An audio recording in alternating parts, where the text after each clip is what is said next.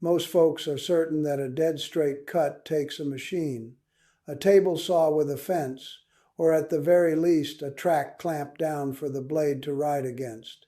And I understand why they think that, because that is what the modern advice hands you every time you ask. But I learned to cut straight at my father's bench with nothing but a handsaw and my own two eyes, and I never found a reason to change it. A straight cut is not a machine, it is a skill, and it is a simpler one than anybody lets on. The line is the promise you make to the wood, the saw only keeps it. So let me walk you through the whole of it, the way the old-timers taught it. The tricks that let you cut true across any board with no guide clamped to it at all. Every one of these works. Every one of them is something I have done at my own bench for the better part of 40 years, not something I read about once in a magazine and passed along. And we start with the first one, because every single thing else on this list stands on top of it. It begins before the saw ever touches the wood. It begins with the line. And before we get to the how of it, it is worth pausing a moment on the why, because a cut that is off by even a little is not a small thing in a piece of furniture. A board sawn a hair out of square will not sit flat against its neighbor. The joint shows a gap, or the case racks itself out of true, or the door will not hang plumb in its frame. And every part you cut after it inherits that first small crookedness and adds a little of its own on top. Get the cut right and everything downstream of it goes easier. Get it wrong and you will fight that same board all the way to the finish. So the line comes first. And here is the secret most people never hear. You do not draw that line with a pencil. You cut it with a knife. A pencil line is fat and soft. It sits up on top of the wood, a little smear of graphite. You then have to guess your way along. Depending on how sharp the pencil is and how you lean it, that line can lie to you by a good 1/16 of an inch. And a 1/16 of an inch, multiplied across a case with 8 or 10 parts, becomes a very crooked piece of furniture. A knife line is different in kind, not just in size. When you drag a sharp marking knife along the blade of your square, it does not draw a line at all. It severs the wood fibers right at the surface and leaves a fine, clean trench scored down into the grain. That is not a mark. That is a registration. And you hold that knife a certain way to make it true. You cant it over so the flat of the blade rides tight against the steel of the square, the point leaning into the corner where the square meets the wood, and you take 2 or 3 light passes rather than one hard gouge, letting the trench deepen with each one. Register that square off your reference face every time, the good flat face, the one you jointed true, so the line comes square to a surface you can trust, and not to a bowed or twisted one. That scored trench is everything. It is exact, thin as the steel that cut it, and it gives your saw a place to live. So before any cut, you score that line all the way across the face of the board, and then you carry it right around the corner and score it down the near edge and the far edge too. So the line is waiting for the saw on every surface it will meet. That takes 10 seconds. It is the 10 seconds that decides whether your cut comes out straight. There is not a pencil line in my shop anymore, and there has not been one for a long time. Now the second secret builds right on top of the first, and it turns that knife line into a wall your saw simply cannot climb out of. It is called a knife wall, and once you know it, you will wonder how you cut anything without it. You have got your scored line. Now you take a sharp chisel, lay it flat with its back against the waist side of that line, 1/8 of an inch or so over into the part you are removing, and you push it down at a slant toward your scored trench. It pops out a tiny sliver of waste and leaves you a little ramp, a shallow wall, with one clean vertical face sitting dead on your line. When you set your saw down into that wall, the blade drops against the flat face of it and cannot wander off the line, even if you tried. The wall holds it there. Your saw is registered before you have made a single stroke. On a cut, you will see from both sides, a shelf front, a fine joint, a drawer side. You do this on both faces, so neither one splinters out ugly when the saw breaks through. I knew a fellow down in LaGrange I will call Enos Bontrager, a man who built every rope bed and blanket chest with dovetails and mortise joints cut clean and true, and folks swore he kept a machine hidden out in the barn that he ran after dark. What he kept was a marking knife, a sharp chisel, and 30 seconds of patience at the start of every cut. That was the whole machine. One kerf, one clean wall, and the saw had nowhere to go but straight. The third secret is how you start the cut, because more crooked cuts are born in the first 3 strokes than anywhere else along the board. Here is where people go wrong. They set the saw down and shove it forward hard, and it skips and chatters and bites in an inch off the line, and the cut is ruined before it is fairly begun. You do the very opposite. You set the saw down in your knife wall at a low angle, almost lying down against the wood, and you rest the knuckle of your thumb up against the flat of the blade, using that knuckle as a fence to keep the teeth kissing the line right where you want them. Point the first finger of your sawing hand straight down.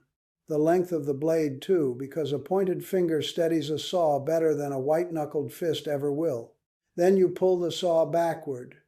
Just backward, 3 or 4 light strokes, no push at all, letting the teeth score a shallow starting groove exactly on your line. Backward strokes cannot jump. They have no thrust behind them to drive the teeth sideways, and they settle into the scored trench as naturally as water finding a channel. And here is a piece worth its weight, especially on a rip cut with big aggressive teeth that love to hop. I start it with the finer teeth of a crosscut saw or a short back saw to lay in a clean, shallow kerf, and only then switch to the rip saw once there is a groove to guide it. Once you have got that little kerf a 1/16 of an inch deep, sitting right on your line, the saw has its own track to ride in, and only then do you begin to push. Thumb guides it, backward strokes start it, and the cut begins exactly where you meant it to. Never force the first stroke. Coax it. On a wider board, there is one more old trick worth knowing for the very start. You begin the cut at the far top corner, working only that corner rather than trying to saw square across the whole width at once. The teeth have almost no wood to grab and cannot skate off. You saw that corner down a little, setting your kerf on the top line and the front edge line both at the same time, and only as that groove deepens do you gradually lower the saw toward level and let it take up the full width of the cut. Start at a corner, drop to level, and the saw never once has to fight the whole board at the start, which is exactly when a cut most wants to run wild. Now let me stop here for just a moment, because what I have given you so far is 3 things that happen before your arm really starts to swing: the knife line, the knife wall, and the careful start. Those 3 are the ones the old way gets right that the hurrying way gets wrong.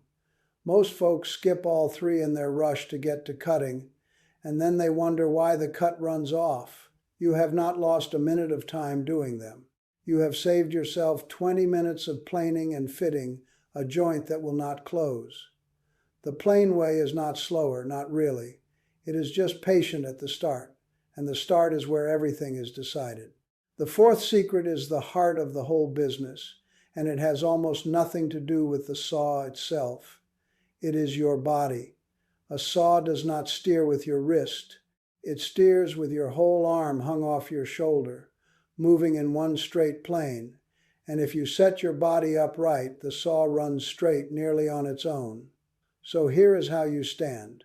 You get your shoulder, your elbow, and your hand all lined up directly over the cut so that when your arm swings, it swings like a pendulum straight down the line, not across it. Your wrist stays locked, not rigid but settled and still. Your elbow tucks in close to your side instead of winging out, and the whole stroke comes from the shoulder, long and easy.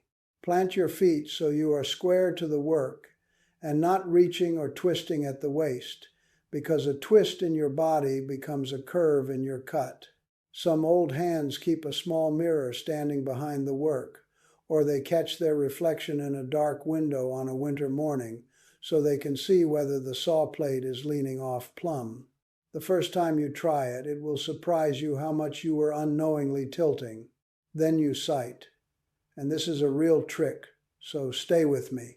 You have got a scored line on the near edge of the board and a scored line on the far edge, and you keep both of them in view and split the difference with the blade, so the saw stays plumb and true right through the thickness.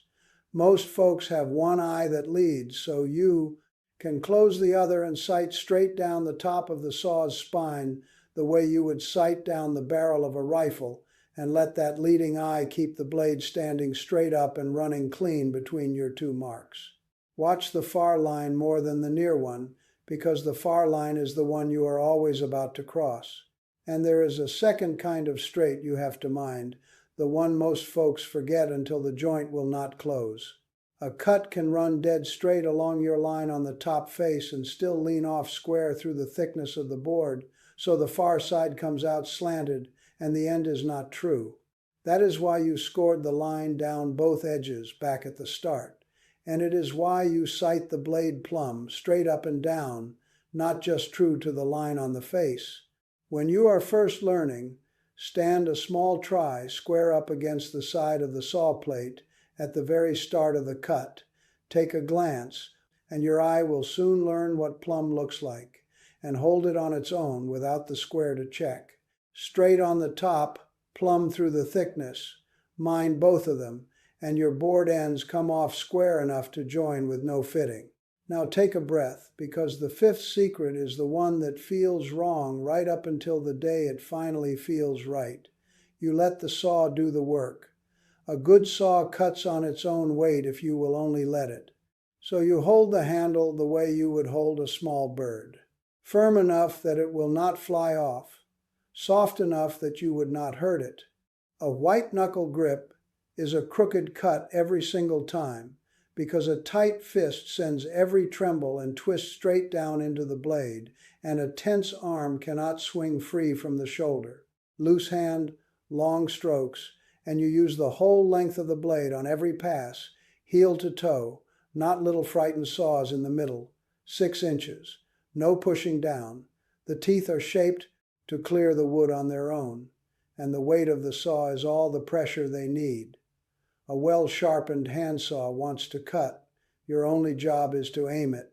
Now, if you feel the cut starting to wander off the line, and it will happen to every one of us, I have done it 1,000 times, do not yank it back all at once, or you will bind the blade and tear the cut ragged. You gently twist the handle a hair toward the line and let the saw ease itself back over the next 4 or 5 strokes, slow and patient, and it will walk itself home. On a long rip cut, if the blade starts to bind and the wood begins to pinch it, drop a little wooden wedge into the far end of the kerf to hold it open, and give the plate a swipe of paste wax along the flat, and it will run free again. That wax trick is older than any of us, and it works every time. And make sure your saw suits the cut in the first place. A cross-cut saw, filed to slice across the grain, you run at about 45 degrees to the board. A rip saw cutting along the grain you hold up steeper, closer to 60 degrees, more upright. Use the right one at the right angle, keep your grip soft, and the board very nearly falls in two while you just keep the saw company down the line. Find a rhythm and hold to it. Long, slow, even strokes, not a frantic buzzing back and forth. A saw cut is not a race, and hurrying it is the surest way to wander off the line. You will even hear it when it is right. A steady, clean, ringing kind of shush, the same note stroke after stroke after stroke. And when that note changes, when the saw starts to labor or chatter, that is the tool telling you something has gone off. Your angle, your grip, your speed, something. You slow down and set it right before you carry on rather than powering through and ruining the cut. A saw will tell you when you are listening, and most folks just never learn to listen. That is the whole of it for the fifth one. Loose hand, long strokes, Let the weight do the cutting, and pay attention to what the tool is saying. Now, the sixth secret answers the question I know most of you are holding by this point. What about a very long cut? What about a board 8 or 10 feet long, where you need the edge dead straight and true, not just close? For that, the old-timers had two answers, and neither one of them is a machine. For a long straight line, you snap a chalk line. It is a string wound up in a little box of colored chalk, a $2 tool you can find at any hardware store, and you pin one end at your mark, hook it on a brad nail if you are working alone, stretch it tight to your mark at the far end, reach out to the middle, pluck the string straight up an inch or two, and let it go. It snaps down and leaves you a perfectly straight line, the whole length of the board, longer and truer than any straight edge you own. No clamp, no fence, no rail. Just a string and gravity and a line you can follow all the way down. And when the cut is done, and you want that edge glass straight and square for a joint or a glue-up, you reach for a hand plane. A hand plane has a long, flat sole, and that sole is its own guide. It cannot follow a hollow or a hump, because the flat of it rides across the high spots and shaves them down until the whole edge is dead straight and true. You take a few passes, check it against the light or lay it against another straight edge, and take a few more passes until no daylight shows underneath. An old hand at the bench keeps a shooting board for this work too, a simple sled of flat boards that holds the plane on its side and guides it square across the end grain of a piece, so every end comes off perfectly 90 degrees without a machine fence in sight. If you have never made a shooting board, make one this week. It is a scrap of flat plywood and an hour of time, and it will serve you for 20 years. The hand plane was the machine, 200 years before the electric kind was ever bolted to a floor. And for cutting a small piece square across the grain, an old hand keeps a bench hook. It is a simple board with a cleat on the bottom that catches the front edge of the bench and a cleat on top for the wood to press against, so the stock cannot slide while you saw and your offhand stays well clear of the teeth. It cost you a scrap of wood and 10 minutes to build. It is a guide of a kind, I will grant you that, but one you made yourself from a few shavings of wood and a couple of nails, not a clamp that grips a $1,000 track to the face of your board. You do not need a machine to true an edge. You need a sharp plane, a flat bench, and the patience to take a few passes and check your work. A few passes with a well-set plane, and you have got an edge you could set a machinist square against and find nothing to argue with. So that is the whole of the 6. Score the line with a knife, not a pencil, and carry it around all the edges of the board. Chisel a knife wall so the saw cannot wander before the first stroke is made. Start the cut with your thumb as a guide and a few light backward strokes. Line your shoulder and elbow and hand up over the cut and swing from the shoulder, sighting down the blade between your two lines and keeping the plate plumb. Hold the saw loose and let it cut on its own weight, long and slow. And for the long cuts, snap a chalk line, and for a true edge, let the long sole of a plane do the guiding. Not one mechanical clamp in the whole list. Just a line, a wall, and a body that knows where the cut is going. Now, I want to be honest with you here, the way a neighbor would be, and not the way somebody selling you something would be. This takes practice. Your first cuts by hand will wander. Your first few knife walls will be clumsy, and mine were too.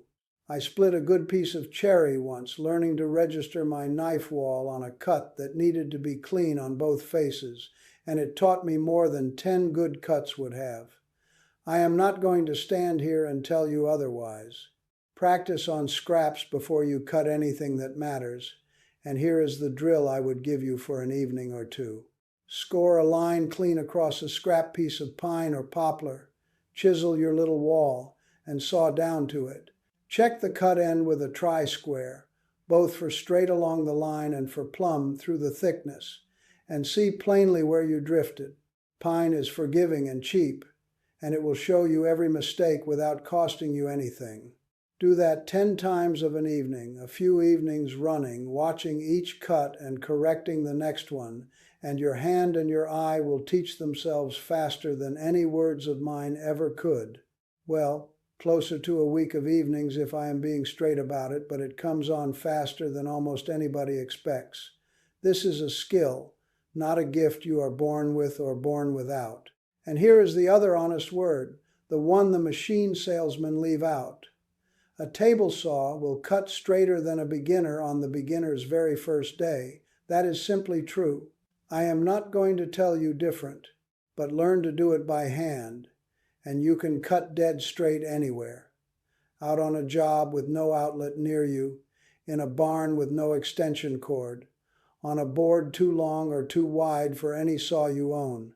On the quietest evening of a January storm, when the power has been out for 6 hours and the only sound in the shop is the saw breathing down the line.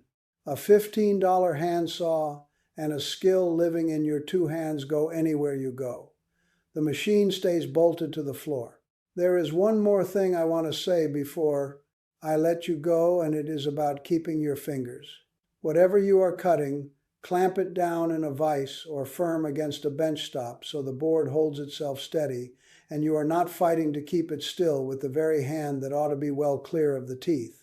Your holding hand stays back and to the side, never out in front of the blade, never anywhere the saw would reach if it jumped the line. Let the bench hold the wood. That is what a bench is for. The vise and the bench stop and the bench hook all exist, so you can keep one hand on the work and one hand on the saw, and neither one in danger. Clamp it, do not hold it, and you will still have all your fingers the day you teach this to your own son or grandchild. Now here is where I want to bring this all back together, because it is easy to hear 6 separate things and think it is 6 separate problems. It is not. These 6 things are one chain. The knife line makes the knife wall possible. The knife wall makes the careful start possible. The careful start gives the saw a track so the body mechanics can keep it running true. The body mechanics let you hold the saw loose enough to feel what it is telling you. And the loose grip and long stroke and the chalk line and the plane are all just extensions of that same first quiet act of scoring the line with a knife and meaning what you said. One chain, from the first scratch of the knife to the last pass of the plane. Miss one link and the others cannot carry the whole weight. And that is the right way to think about it, because in this work, a joint is a handshake between 2 pieces of wood. The tighter the fit, the surer the grip, and the wood does the holding, not the steel. A nail rusts, a screw strips. A bead of glue lets go in a dry winter when the wood shrinks and the joint opens a hair and the glue, which cannot stretch, simply cracks. But wood locked into wood, cut straight and true, cut to fit snug at the shoulder and the cheek and the face, holds for 100 years, and then asks to hold for 100 more. The cut is where that handshake begins. Every good joint in the history of joinery started with someone marking a clean line and meaning it. There is something else I think about when I consider what it cost me to learn this skill and what it saves. A decent hand plane at a farm sale or an estate auction can run anywhere from $8 to $40, depending on the maker and the condition. A new one costs somewhat more, and that plane, once you have lapped the sole flat and set the iron sharp, will guide an edge straighter than most router fences I have ever seen, with no dust and no noise and no risk to your lungs. The only running cost is a little time on the sharpening stone. There is real money in that. Not the kind of money anybody can promise you, but the quiet, steady kind where a tool that costs you $40 serves you for the rest of your life and costs nothing after. A good handsaw is the same story. The old ones, if you find them at the right sale, had better steel and better filing than most of what gets made today. Look for a Diston or a similar vintage American maker. The handle should be solid, the plate should be stiff and not bent or kinked, and the teeth, even if dull, can be resharpened. I will do a whole video on saw sharpening because it is its own thing and it deserves the time. But a $10 saw from a farm sale, resharpened and waxed, will cut as straight as anything you buy new if you know how to use it. The cut is the skill. The saw is only the means. So here is my question for you, and I would like to hear the answer below. Do you cut by hand already, or has a machine done all your cutting until now? And if you have got a trick for staying on the line that I did not name, here, put it in the comments. I read every one of them, and I am still learning too, even now. There is always something another woodworker figured out at his own bench that I have not tried yet, and those comments have taught me things over the years that I was glad to know. If this kind of plain talk is what you came for, a like on this video helps it reach the next fellow at his bench who is looking for it. And subscribing means you will not have to go hunting for honest woodworking the next time I put something together. I post here every week. Now get a scrap board, score yourself a line, and let the saw keep the promise. Build it once. Build it to last 100 years. I will see you back at the bench.